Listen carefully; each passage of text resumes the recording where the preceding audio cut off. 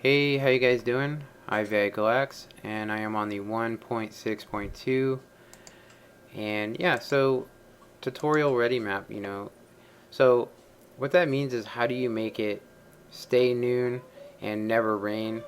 Um, and this is pretty much what I came up with. I looked online and I found all kinds of rain detectors and things, but I think they were made for survival, to be honest. And I myself would never use a command block in survival. Just it'd be kind of pointless to play it, take the challenge out of it. So what this does is a clock, and I have it set at the pretty much the minimum. You could do it faster than this, but why? Basically, I have 30 blocks in each hopper, and this is an etho clock.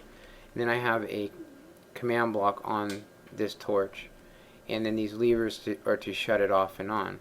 So the way that this works is this detects light strength, and so because I'm never, it never gets to be about 11 o'clock, the signal strength never dies down, and it never turns this torch on. The only time that torch ever will come on is if it rains.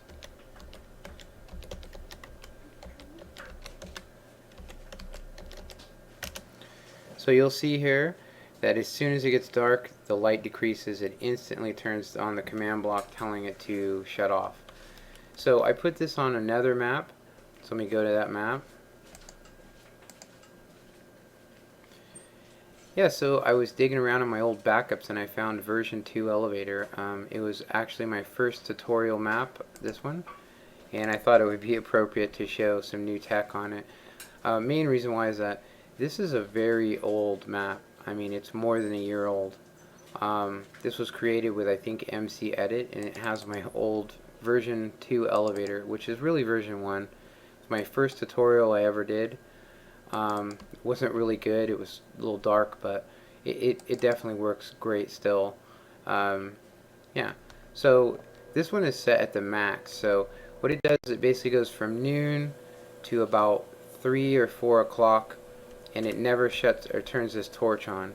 Now this is completely adjustable, and you do not need to use the light if you don't care if it rains. On this map, it obviously would never rain.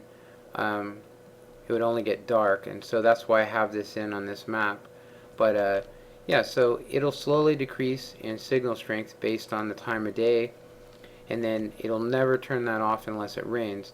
And so you have 5 blocks to go by. So it's not giving max signal strength right now, but I'll show you how many blocks you need to do them. This is probably the furthest I would use it in combination with this.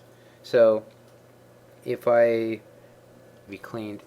So once you do toggle downfall, you'll see that it'll decrease the signal strength by 5 no matter where it is, and then activate it. So at this one, it sets it pretty quick, but you still have to wait, for the signal strength to decrease by 5, so it would get kind of dark when you're doing the tutorial. You might have to still edit it, so I thought 60 seconds would be better. So there is another drawback to this, and the drawback is this: if you leave this area and you cannot see this anymore, it will stop working. So it has to be in a loaded chunk. Those are the two drawbacks. So if you want it to be set at the maximum like it is right now, it should set time today right after, or I'm sorry, yeah, it'll set time today right after this a redstone lamp shuts off. And there you go. So right when it was getting ready to switch over, it shut it off. So you could adjust this to your preference. And you could of course set this to morning time all the way to dusk with this particular etho clock, which is really cool. So the amount of material that you would need in each hopper for this to work is 64 and 26, and that's in combination. But you could obviously fill this up with, what is that? 5 stacks of 64. If you divide that into 30, it'll tell you how many minutes. I think it's 10 minutes from morning to dusk, but I could be wrong about that. So 7.5 minutes is probably good. And then with this one you won't see time set to 6,000 in the corner of the screen every 60 seconds. So if I ditch this idea altogether, the entire rain detector, I can run this from morning till dusk, which is probably better. This is probably the design I'm going to go with. I don't mind it. I mean, it's getting full signal strength right now, so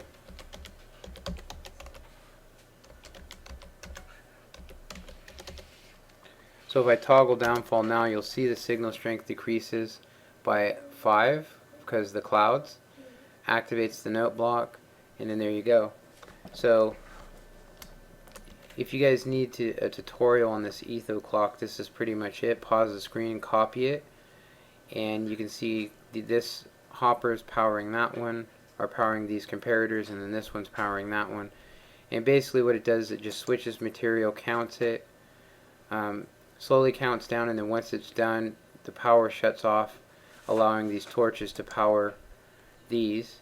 Right now it's just ticking like a clock. And then this, where the torch is out, that's the best place for the command block. So there is other options too you can do, is to basically put your comparator right off of a hopper. That way, even if it's flashing and an item's going in and out of it, it won't register. But I would say use that torch, because you don't want it to sit there. I mean, if you had it on top of this block, for instance, it would say set time to 6,000 each time you see that pulse. So anyway, I hope you guys enjoyed this. You know, no reason for a tutorial, really no reason. And for an ending thing, I just wanted to show you, I am on the 1.6.2, and yeah, my old elevator. One of the things you'll notice about this one is there's a hell of a lot of delay in it. So my new and improved one, I fixed all that. I got this thing working great. Still at multiplayer friendly speed, which was what I did originally. Yeah, and then you got down at a safe speed, and then you got call up, and then you see in those pistons, that's a little bit of piston jitter.